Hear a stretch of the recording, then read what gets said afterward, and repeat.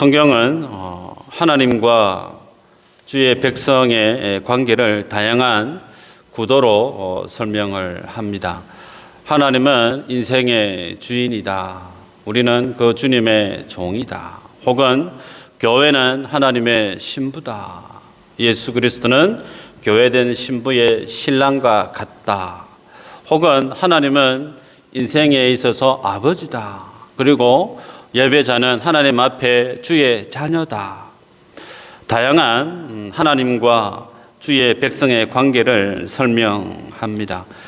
이런 어떤 하나님과 주의 자녀된 인생의 그 관계는 지극히 객관적이거나 사무직이지 않죠. 지극히 개인적이고 주관적입니다. 그래서 하나님은 우리가 익히 보아왔던 창세기 15장 아브라함의 언약이나 우리가 지나왔던 출애굽기 20장 시내산의 언약에서 보면 하나님 앞에 언약을 맺는 각 당사자들이 마치 생명을 건 그런 약속, 마치 계약하듯이 그렇게 언약 관계를 맺는 것을 성경에서 볼 수가 있죠. 그래서 하나님과 언약 관계에 있는 인생이 어느 것 하나라도 그 언약을 어기게 되어지면 그 언약에 해당되어지는 책임을 상대 쪽이 지는 것이 언약 관계에 있어서 바른 이치다. 그렇게 볼 수가 있습니다. 마치 남편과 아내 된 사이, 주인과 종, 왕과 백성의 관계에서 어느 한쪽이 배반을 할 때, 혹은 배역을 할 때, 돌아설 때, 심지어는 마치 주인된 왕된 그 하나님을 인생이 그 언약을 저버릴 때 그것은 무엇과 같으냐면 하나님을 모욕하는 것과 다를 바가 없죠. 그렇게 되어질 때 언약을 떠나버리게 되어지면 하나님과 언약을 맺었던 인생은 그 언약이 파기되어져 버리죠. 그 의미는 하나님과 인생과의 관계가 깨어져 버리는 것으로 볼 수가 있습니다. 마치 우리가 이 땅에 살아가는 한 가정의 예를 든다 할지라도 남편과 부부로 가정을 일구고 살아가지만 어느 한쪽이 중차대한 잘못을 범하게 되어질 때 그 잘못을 범한 사람은 다른 배우자에게 위자료를 주죠.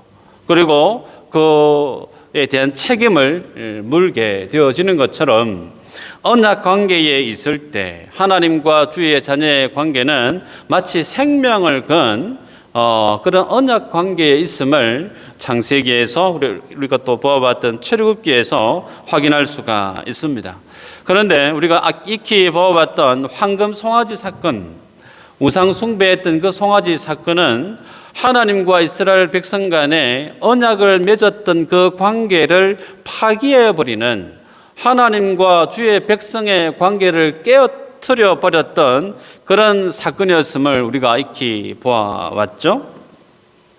자, 그런 가운데 하나님께서 이스라엘 백성들을 구속해 내시고 시내산 위에서 모세와 함께 그들에게 전해줄 하나님의 율법을 돌판에 새기고 있을 때 그 돌판에 주의 언약의 말씀을 새기고 있는 그 상황 속에 산 아래에서는 이스라엘 백성들이 우리에게 신을 만들어내라, 우리를 인도할 신을 만들어내라, 아우성이었죠. 모세가 없었습니다. 하나님이 아니어도 괜찮다. 그 신이 하나 이상, 두 개, 세 개 넘쳐나도 괜찮다. 우리를 인도할 신을 만들어내면 우리는 그것으로 우리의 신으로 삼겠다.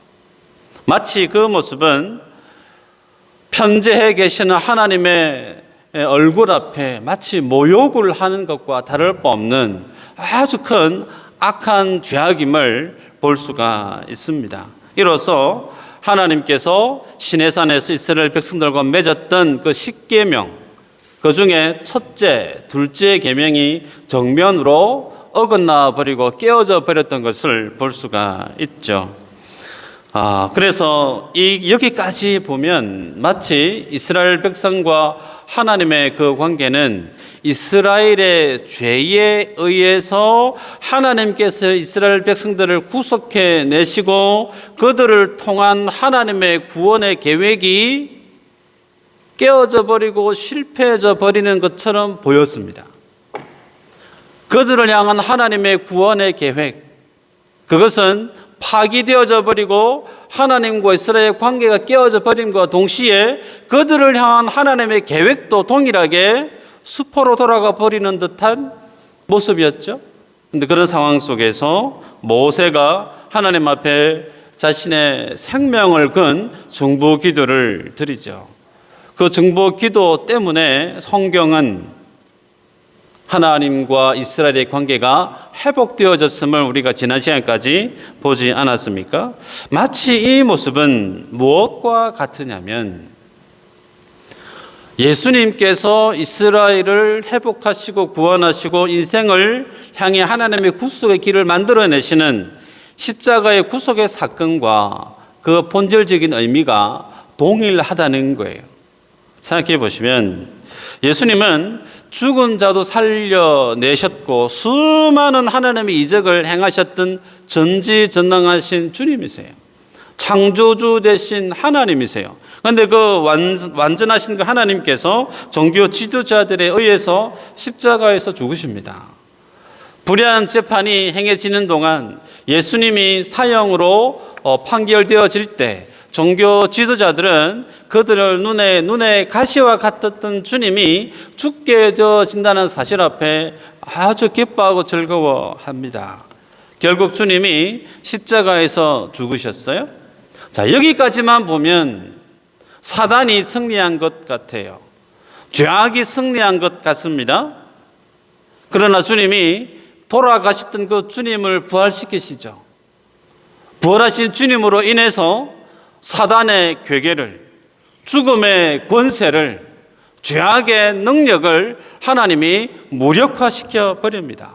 거기에 더해서 하나님은 예수님과 함께 성령님을 이 땅의 예배자들에게 보내셔서 성령을 통해서 주님이 가르쳐 주셨던 생명의 복음을 교회를 통해서 증거하게 하십니다. 지금도 그 주님의 생명의 복음은 이 땅을 살려내고 있죠. 하나님의 나라는 지금도 확장되어져 가고 있습니다. 마치 이 모습과 다르지 않다라는 거예요.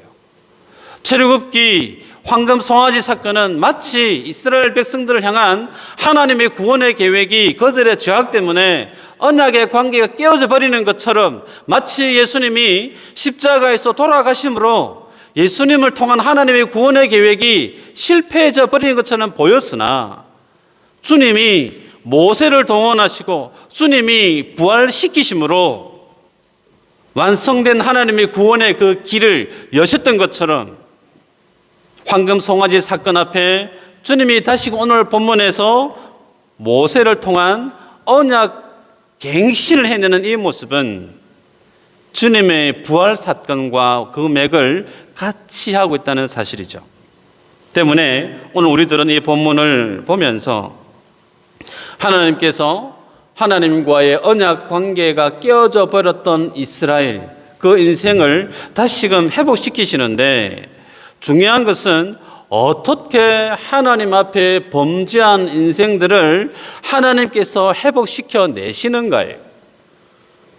하나님이 언약을 맺었던 이스라엘 백성들, 그들이 그 언약을 무력화시키고 깨어져 버렸던 그 관계를 주님이 어떠한 원칙과 원리로 다시금 그들과의 관계를 하나님이 회복시켜 가시는가, 그 근거가 무엇인가를 아는 것이 오늘 말씀의 주 관건입니다. 자, 그렇다면 본문으로 들어가면요, 34장 1절에 보면 여호와께서 모세에게 이르시되 너는 돌판 둘을 처음 것과 같이 다듬어 만들라. 내가 깨뜨린 처음 판에 있던 말을 내가 그 판에 쓰리니, 그렇게 말씀을 해요. 그러면서 주님이 아침까지 준비를 마치고 아침에 산 정상에 서라, 그렇게 말씀을 하십니다. 그렇기 때문에 주님이 이 모세가 만들어 올라간 그 돌판에 다시금 주님이 십계명의 말씀을 쓰십니다. 그 십계명의 말씀, 그 십계명의 돌판은 어디에 보관되죠? 법궤 안에 보관되어지죠.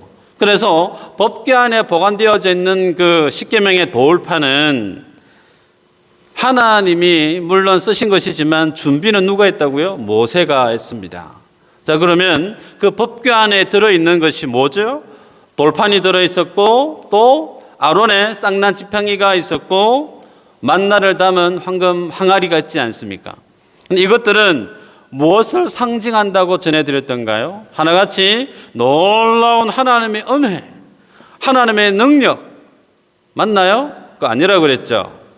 법궤 안에 있는 그 세 가지는 하나같이 인생이 하나님 앞에 범한 죄에 대한 상징물입니다.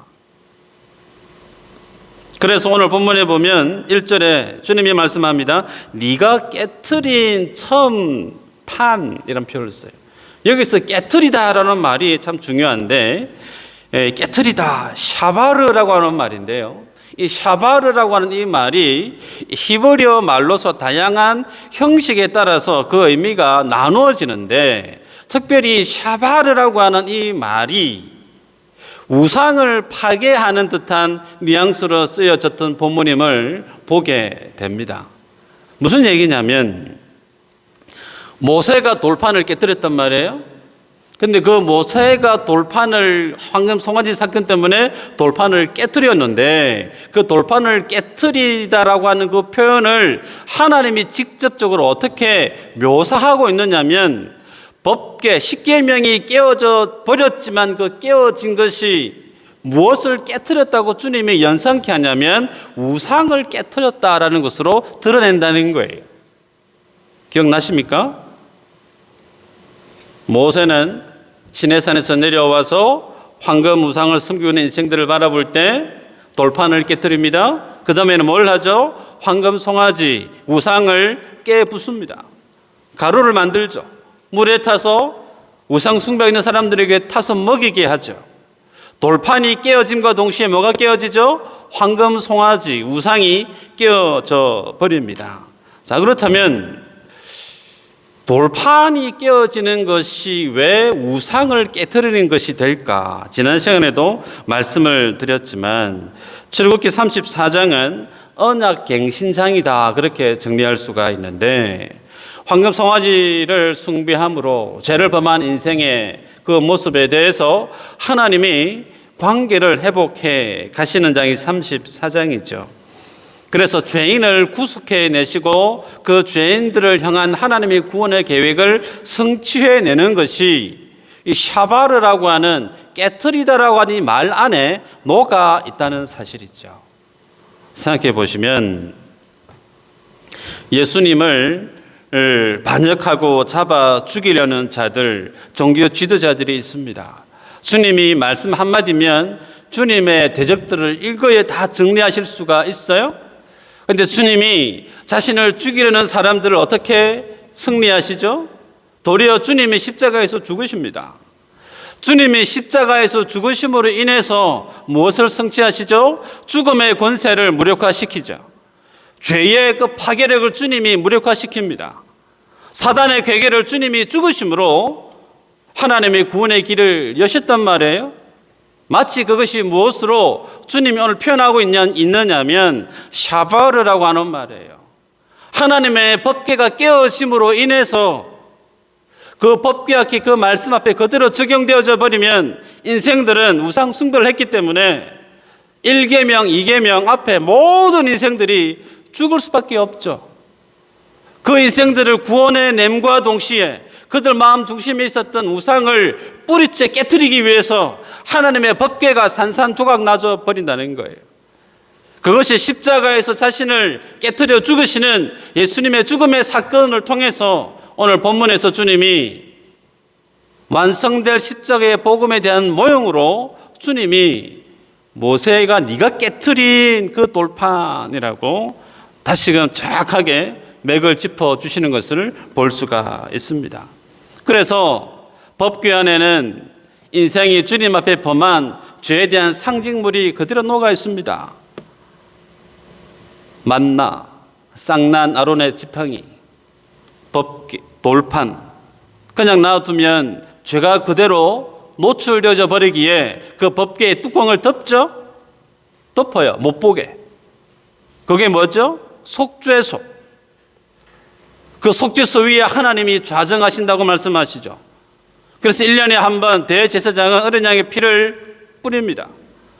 이스라엘 백성들의 그 모든 죄에 대해서 주님이 죄를 사하기 위해서 그들의 죄를 상징하는 그 죄의 덩어리들에 대해서 주님이 덮으시고 대속의 피를 뿌리시죠. 그 어린 양의 피가 예수 그리스도의 십자가 사건임을 성경이 말씀하지 않습니까? 결국은 이스라엘 백성들 인생을 구원해내는 길, 그것은 무엇이냐면 인생의 노력에 의해서가 아니라 하나님의 자기 비하, 하나님의 자기 부인, 하나님의 희생을 통해서 인생에게 하나님이 계획한 구원이 완성되어지는 것을 구약에서부터 통일성 있게 하나님이 비춰주고 있습니다. 자, 그렇다면 죄에 빠진 인생, 깨져버린 그 관계를 주님이 어떤 원칙으로 회복시키는지 한번 볼까요? 1, 2절을 보면요, 마치 하나님께서 이스라엘 백성들의 현 상황을 마치 꼬집듯이 덜쳐내듯이 대조하는 모습으로 보게 하십니다. 그게 뭐냐면 하나님이 일부러 모세에게 명하죠. 네가 깨트린 돌판 다듬어서 들고 산 위로 올라오너라, 그렇게 명한단 말이에요. 질문입니다. 돌판, 소위 대구 말로 돌띠, 그죠? 예, 돌덩이. 산 꼭대기 가면 없을까요? 있죠. 산에 올라가면 발이 걸리는 게 돌 아닙니까? 하나님 계신 그 근처에 가서 돌 다듬어도 돼요. 근데 주님이 뭐라고 말씀하시죠? 아침에 일찍 다듬어가지고 아침에 올라오느라. 그러면 모세가 일어납니다. 일어나서 일찍 일어나서 돌을 준비를 합니다. 도끼와 증으로 바위를 깨뜨리는데 한 방 열심히 빵 쳤는데 팔절지만 돌이 그냥 딱 반듯하게 쪼개질까요? 그럴 리 없습니다. 두드립니다. 다듬고. 그 소리를 누가 들을까요? 이스라엘 백성들이 조용한 새벽과 같은 조용한 아침에 그 소리를 다 듣죠. 그 모세를 봅니다. 다듬는 소리를 들어요. 반응이 어떨까요? 아, 모세가 돌을 다듬네. 그것으로 끝날까요? 그렇지 않습니다.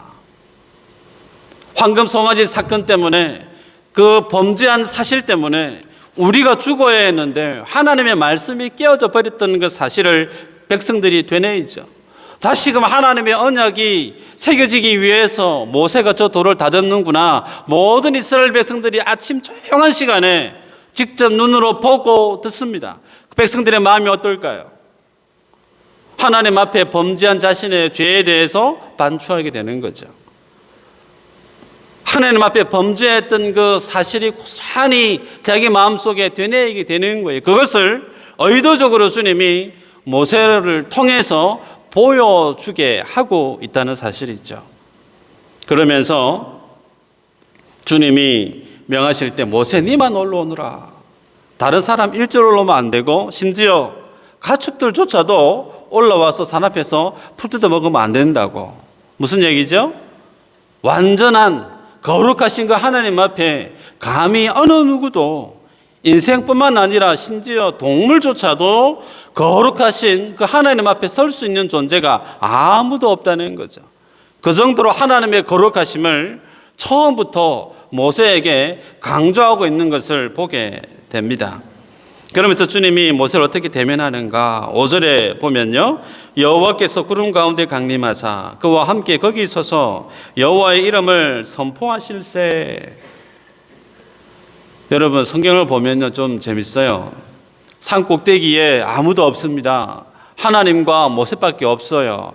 그러면 귀속말로 대화하셔도 되잖아요. 근데 하나님 이름을 어떻게 했다고요? 선포했대요. 선포. 네. 이 패턴은 우리가 지난 시간에 보았던 패턴과 동일하죠.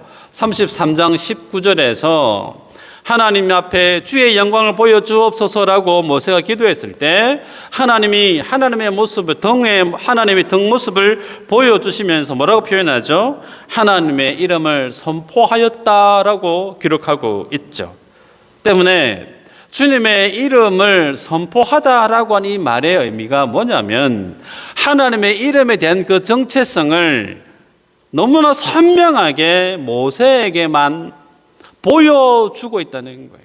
마치 계시하시는, 열어서 보여주시는 하나님의 이런 분이야 라고 모세에게만 은총을 허락하시고 하나님의 정체성에 대해서, 하나님의 속성에 대해서 훤히 보여주고 있는 것을 보게 됩니다. 결론적으로 말씀드리면요, 하나님께서 죄악에 빠진 인생, 하나님의 언약에서 훨씬 벗어나 버린 인생과의 그 깨어져 버린 관계를 어떤 원칙으로, 어떤 원리로 회복시키시느냐면 하나님의 이름에 의해서 이스라엘 백성들 그 인생과의 깨어져 버린 관계를 회복하시더라는 겁니다. 하나님의 영광을 위해서 하나님의 이름 때문에 말씀 떠나버린 인생에 대해서 주님이 다시금 언약을 갱신시키신다는 것을 보게 돼요. 자, 그렇다면 여기서 질문 하나 드릴까요? 하나님의 천지 만물을 창조하십니다. 하늘의 해와 달, 수많은 별들을 창조하시죠. 그것을 만들고 나서 인생인 사람들에게 다스리라 그렇게 명하시죠. 자, 그러면 하나님의 천지 만물을 창조하신 이유가, 목적이 어디에 있죠? 인생에게 선물로 주신 겁니까? 그거 아니죠. 하나님이 천지 만물을 만드신 목적은 천지 만물을 통해서 하나님이 영광 받으시기 위해서입니다. 너무나 기본적인 성경에 대한 사실인데 의외로 현대 교회 안에 많은 성도분들이 하나님의 천지 창조, 모든 이 창조 사역에 있어서 구심점이 어디에 있느냐면 나에게 있다는 거예요. 나를 위해서 주님이 만드시고 나를 위해서 주님이 창조해 주셨다. 그거 아닙니다. 창조의 초점은 인생에 있지 않아요. 창조의 초점은 하나님의 영광에 있다는 사실을 기억하셔야 돼요. 만에 하나 하나님의 구원의 창조 사역이나 하나님의 구원의 사역이 인생에게 초점이 잡혀 있다고 하면 그때부터 성경을 어떻게 보게 되어지느냐면 인본주의적인 시각으로 성경을 보게 돼요. 지구의 자전도, 지구의 공전도, 온 사계가 바뀌는 그 모든 것들이 나를 위해서 바뀌는 것으로 성경을 보게 되어진다는 거예요. 그렇지 않다는 겁니다. 지난 시간에 말씀드렸습니다. 요한복음 17장 5절에 주님이 말씀합니다. 아버지여, 창세전에 내가 아버지와 함께 가졌던 영화로서 지금도 아버지와 함께 나를 영화롭게 하옵소서. 창세전에 이미 예수님과 하나님이 지니고 있으셨던 영광이 있었다는 거예요. 자, 10절에 또 말씀합니다. 내 것은 다 아버지의 것이요 아버지의 것은 내 것이온데 내가 그들로 말미암아 영광을 받았나이다. 주님이 영광을 받으셨대요. 근데 주님이 영광 받으시는 것이 뭐라고요? 가룟 유다에 의해서 팔려지는 것, 주님이 십자가에서 죽으시는 것, 그것이 뭐라는 거예요? 이미 예수님이 영광 받으셨을 뿐만 아니라 하나님께서 예수님을 통해서 영광을 받게 되어졌다라고 지난 시간에도 말씀을 드렸죠. 그래서 성경은 천지 창조도 마찬가지고 인생을 위한 주님의 십자가에서 죽으심의 그 사건, 구원의 사건도 어디에 국한되어져 있느냐면 가장 중요한 것이 하나님께 영광이 있습니다. 죄인을 위해서 대속해서 죽으신 사건, 나를 위해서 돌아가신 거 물론 맞아요.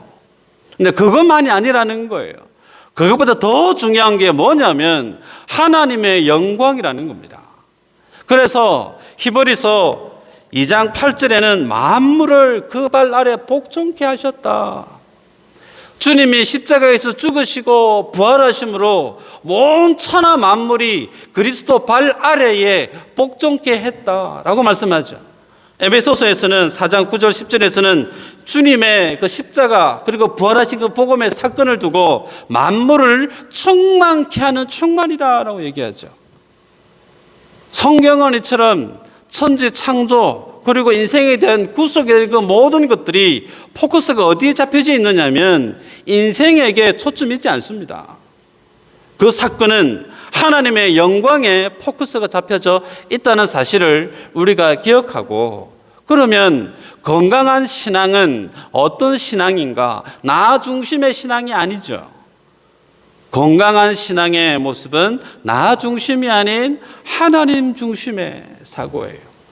하루를 살아가는 수많은 시간 동안 무수한 선택과 결정을 우리는 하고 살아가죠. 그 모든 선택과 결정의 구심점이, 그 기준이 어디에 있는가?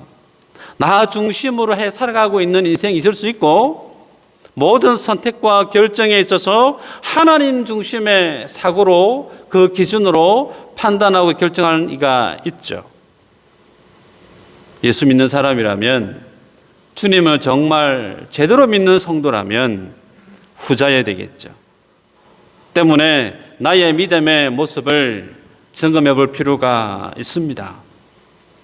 자, 그래서 오늘 하나님은 모세로 하여금 모세가 깨트려 버렸던 그 돌판을 직접 만들어서 가져오라 이렇게 말씀을 하시는데, 이 언약을 재갱신하는 사건은 예수님이 십자가에서 돌아가셨다가 부활해 내시는 이 완성된 복음의 내용과 본질적으로 맥을 같이 한다 볼 수가 있습니다.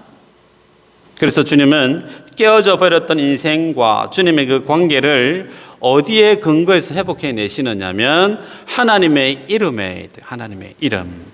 자, 6절 7절인데요. 이 6절 7절은 우리가 믿음의 삶을 살면서 힘들 때 혹은 좌절할 때, 믿음의 걸음을 걸을 때, 넘어질 때 꼭 기억하고 붙들고 암송을 하면 좋을 구절이에요. 그래서 보면 주님이 이렇게 말씀을 하죠. 여호와께서 그의 앞으로 지나시며 선포하시되 여호와라 여호와라, 자비롭고 은혜롭고 노하기를 더디하고 인자와 진실이 많은 하나님이라. 자, 6절에 보면 하나님께서 자신의 모습을, 정체성을 모세에게 알려주는데 5가지로 주님이 열거하고 있어요. 하나님의 속성 5가지. 뭐죠? 자비, 그 다음 은혜, 그 다음 노하기를 더디하심, 그 다음 인자, 그 다음 진실이 많다. 이 5가지. 그리고 7절에 보면 그 하나님의 인자심이 어떠함을 7절에서는 쭉 풀어주십니다.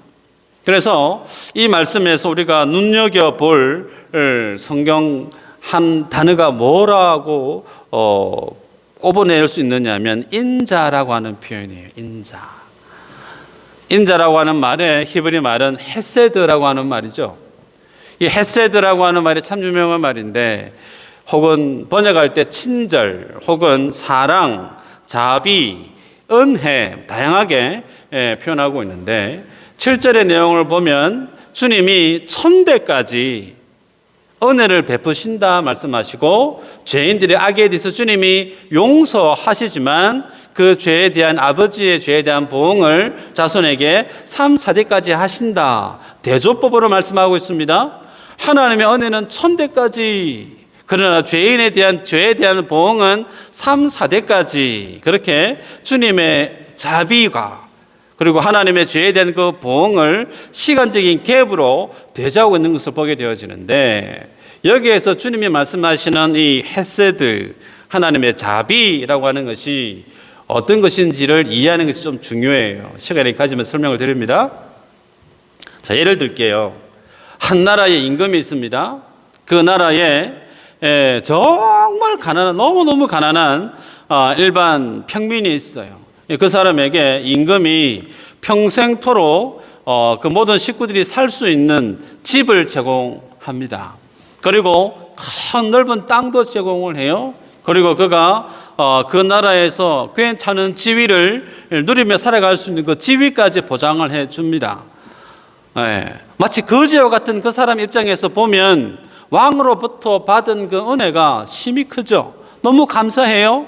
그래서 왕으로부터 받았던 그 은혜를 보답하고 싶은 마음이 생길 수가 있습니다. 그런데 왕이 주었던 방식으로, 왕이 자신에게 주었던 동일한 모습으로 똑같이 보답할 수 있을까? 불가능합니다. 왜요?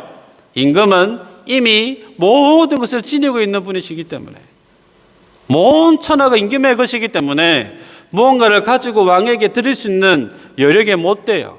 마치 헤스드라고 하는 이 말의 자비라고 하는 뜻은 하나님께서 부어주시는 은혜가 있는데 그 은혜를 받은 인생은 무엇으로도 하나님 앞에 받은 그 은혜를 돌려드릴 수 있는 방법이 없다는 거예요.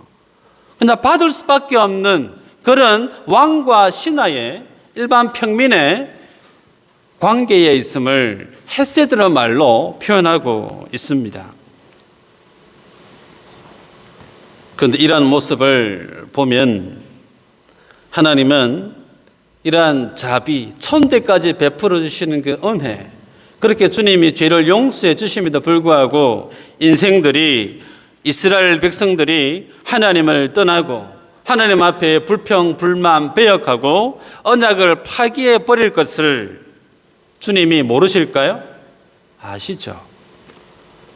그럼에도 불구하고 주님이 그들을 천대까지 용서해 주시는 분이시다. 그렇게 주님이 본인을 소개하고 드러냅니다. 마치 황금 송아지 사건에서 하나님의 언약을 파기해버리고 그 관계를 깨져버렸던 이스라엘 백성들의 그 언약을 갱신을, 이스라엘의 어떤 충성스러운 모습, 이스라엘의 믿음 좋은 어떤 모습, 그것 때문이 아니라는 거예요. 이스라엘을 하나님이 하나님의 백성으로 인정하시고 품으시고 그들과 가나안 땅으로 동행해 가시는 그 모든 배후에는 이스라엘 때문에 하나님이 그들과 다시금 언약을 맺는 것이 아니라 그들을 향한 한없는 하나님의 자비하심. 천대라고 하는 것은 상징적인 표현이에요. 만수입니다. 더 이상 말이 필요 없는 완전한 영원한 하나님의 자비하심을 천대라고 하는 표현을 빌어서 쓰고 있는 거예요. 그렇게 해서 하나님이 이스라엘과 오늘 본문에서 언약을 다시금 갱신하는 것을 보게 됩니다. 여러분, 우리가 이스라엘 역사를 알잖아요. 성막 시대를 통과하면 성전 시대가 펼쳐지죠. 그 성전 안에 무엇이 있죠? 나중에 때가 되면 1월 성신, 각종 우상, 심지어 하나님을 예배하는 성전에 남창까지 자기의 방을 만들고 살아가는 폐역한 이스라엘 역사, 주님이 모르실까요? 아십니다. 아세요. 그럼에도 불구하고 주님이 다시금 그들과 함께 제 언약을 갱신하는 모습을 오늘 주님이 보여주고 있습니다. 결국은 그 모든 이스라엘의 구원의 근거가 어디에 있느냐면 이스라엘이 있지 않고 그들을 향한 하나님의 이름의 근거에 있음을 주님이 오늘 말씀하고 있죠. 그래서 찾아보시면 좋지만 계시록 22장 3, 4절에 보면 완성될 그 하나님의 나라에서 보여주시는 장면이 이렇게 소개됩니다. 다시 저주가 없으며 하나님과 그 어린 양의 보좌가 그 가운데 있으리니 그의 종들이 그를 섬기며 그의 얼굴을 볼 터이요 그의 이름도 그들의 이마에 있으리라. 완성된 그 하나님의 나라에 천국 백성이 모여져 있는데 그들 이마에 뭐가 있다고요? 그의 이름이 있으리라. 하나님의 구속한 백성들의 각 이마마다 피 묻은 예수 그리스도의 이름이 딱 하나 있다는 거예요. 그것에 의해서 그들이 구원받았음을 주님이 계시록에서 다시금 확정적으로 보여주고 있죠. 그런데 이러한 하나님의 한없는 인자하심은 어떠한 인자하심인가? 그 뒤에 다시 또 단어로 제안하고 있습니다. 진실이 많다.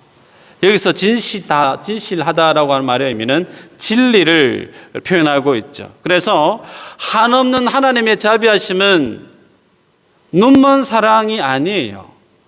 무제한적인 끝없는 하나님의 사랑이 아닙니다. 인생을 향한 하나님의 한없는 자비하심은 그 인생에게 제한하고 있는 하나님의 진리라고 하는 바운더리가 있습니다. 영역이 있단 말이에요. 공의죠. 그래서 창세기에서 우리가 보아왔지만 노아의 홍수 때 죄악이 관영했을 때 하나님의 물로 그 땅을 심판하시지만 노아의 가족들만큼은 구속해내시죠.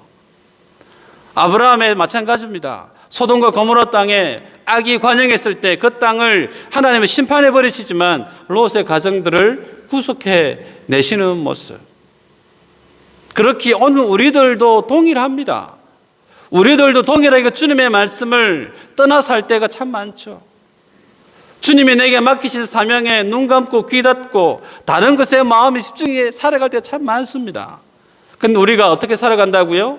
나를 향한 천대까지 베풀어 주시는 그 하나님의 자비하심, 헤세드 때문에 우리가 호흡하고 살아간다는 거예요. 그런데 그 하나님의 헤세드가 어디까지라는 거예요? 언제 그 헤세드가 마감이 될까요? 예수님께서 이 땅에 재림하실 때, 주님 이 땅에 재림하실 때는 죄에 대한 하나님의 불같은 하나님의 진노가 남김없이 쏟아집니다. 마치 뭐가 같으냐면 자신의 독생자인 예수 그리스도를 십자가에 달게 하시고 그 예수 그리스도를 온 세상의 죄를 예수님의 어깨 위에 짊어지우시고 그 죄에 대한 진노를 자신의 독생자이지만 아낌없이 쏟아 부으셨단 말이에요. 그와 같은 하나님의 심판이 주님이 재림하실 때에 남김없이 쏟아 부은 바 된다는 거예요. 여러분, 그렇기에 오늘 우리들이 오늘 본문에서 주님이 선명하게 보여주는 중요한 진리 하나, 인생은 하나님 앞에 살아갈 때 그의 구원을 완성케 하는 가장 큰 것이 무엇이냐면 하나님의 이름이라는 거예요. 그 하나님의 이름을 의지하고 붙드는 것 외에는 내가 세상에서 하나님의 백성으로 살아갈 수 있는 능력은 없다는 겁니다. 사도행전 3장 2절에 주님의 이름의 사건이 어떻게 권세 있는지 상징적으로 보여주죠. 나면서부터 걷지 못했던 사람, 그를 베드로와 요한이 보죠. 성전 미문에서 구걸하고 있는 그를 봅니다. 그리고 나서 얘기합니다. 은과 금은 내게 없거니와 내게 있는 이것으로 내게 명하노니 나사렛 예수 그리스도 이름으로 명하노니 일어나 걸으라. 일어나 걸으라. 주님의 이름을 나면서부터 걷지 못했던 그 사람에게 선포할 때 그 사람이 어떻게 되죠? 오른손을 잡아 일으키니 뛰어서서 걸으며 그들과 함께 성전으로 나아가며 걸으며 뛰며 하나님께 찬송하더라라고 성경 기록하고 있어요. 걷지 못해서 성전 앞에서 은과 금을, 돈을 구걸해서 살던 인생, 그 인생 속에 살아계신 예수 그리스도 이름이 전거되어질 때 그 인생의 내용이, 삶의 방향이 판이하게 바뀌어져 버립니다. 구걸하던 인생이 아닌 하나님을 예배하는 인생으로, 성전에 들어가는 많은 사람들, 예배하는 사람들, 예배의 구경꾼으로 했던 그가 그 가슴 속에 예수님의 이름이 전거되어질 때 그도 동일하게 삶의 문제가 해결될 뿐만 아니라 하나님을 예배하는 자로 바뀌어져 버리더라는 거예요. 말씀을 맺습니다. 여러분, 우리들도 다르지 않죠. 우리들이 살아가는 삶의 내용도 크게 다르지 않습니다. 내가 주의 몸된 교회 안에서 직분자로 이 모양 저 모양 주님을 예배하며 살아가지만 지금 내가 살아가는 모든 삶의 그 모든 이유가 나의 나됨에 있지 않다는 거죠. 오직 나를 향한 하나님의 자비하심, 헤세드 때문임을 말씀합니다. 어쩌면 우리들은 이스라엘 백성들보다 더 이기적이고 더 자기중심적이고 하나님 나라와 주님의 교회보다 더 내 것에 발빠르게 살아가고 매여서 있는지 모릅니다. 부끄러운 얘기지만 대구의 어느 목사님은 목회하시다가 은퇴하시는데 교회에 은퇴비로 20억을 요구하고 있어요. 그것 때문에 교회가 힘들어하고 있습니다. 그 소문이 대구의 어느 교회에 전해졌을 때 또 어느 목사님은 이미 은퇴에 대한 내용이 다 정해졌는데 본인의 자존심이 상해서 그런지 적어도 나는 그분보다 더 받아야 된다. 다시금 탕회를 소집해서 더 많은 은퇴 비용을 교회에 요구하고 있는 내용을 듣게 되죠. 그런 내용을 듣게 될 때, 야, 참 나쁘다, 심하다, 어떻게 그럴 수가 있노? 이런저런 판단을 하고 폄하를 할 수 있습니다. 저도 그렇게 했거든요. 그런데 중요한 것은 그런 분이나 나나 별 다를 게 없다는 거예요. 내 안에도 그런 욕심이 덕지덕지 붙어 있는 동일한 죄인이라는 모습이라는 거죠. 그래서 결코 자유로울 수 없는 죄인의 모습인데 그런 우리를 향해서 주님이 오늘 우리의 어디를 세우시느냐면 영원하신 하나님의 자비하신 그 이름 앞에 우리를 세우신다는 거예요. 그래서 우리가 붙들고 의지해야 될 이름이 예수 그리스도 이름 외에는 없음을 다시금 바라보게 합니다. 갚을 길 없는 불가항력적이고 무조건적인 그 하나님의 은혜 앞에 우리를 세우시는 거예요. 이 한 주간 우리가 세상을 살아갈 때 내 삶의 현장 속에 봉착해 있는 어려움에 있고 풀어야 될 장애물이 다양하게 있을지라도 그 현장 앞에서 우리가 붙들어야 될 이름이 뭐라고요? 하나님의 이름이라는 거예요. 은과 금은 내게 없거니와 내게 있는 이것으로 내게 명하노니 나사렛 예수 그리스도 이름으로 일어나 걸으라고 하는 그리스도의 이름을 의지하고 선포하고 붙들고 살아가는 인생 속에 그 이름의 권세가 삶들 속에 드러날 줄 믿습니다. 그런 삶을 살아가는 저와 여러분 되어지기를 주의 이름으로 축복합니다.